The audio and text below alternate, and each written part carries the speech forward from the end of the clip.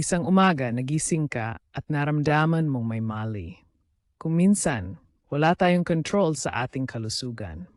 Anong gagawin mo kung hindi mo magawa ang mga plano mo sa araw na ito?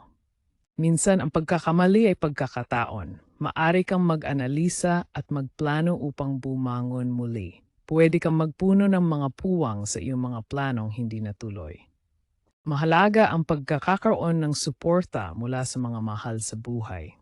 Ang kanilang presensya at mensahe ay nagbibigay lakas at pag-asa sa ating paglalakbay. Sa pagdaan ng mga araw, unti-unti kang bumangon. Ang pagkakaroon ng disiplina ay mahalaga upang makamit ang iyong mga pangarap kahit na may mga pagsubok. Sa bawat damdamin ng sakit, may maunang hakbang tayong nagagawa. Habang tayo'y nalulumbay, nagiging mag-isa at walang kagamitan. Narito tayo sa isang madilim na sulok ng ating isipan, tila walang daan palabas. Ngunit darating ang panahon para sa pagtanggap. Unti-unting ilaw ang ating daan. Ipinapakita ng liwanag na kaya nating lampasan ang ating mga takot at muling bumangon.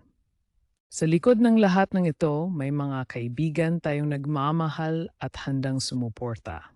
Sa kanilang pagyakap, unti-unting nawawala ang sakit. Nagiging mas madali ang paglalakbay.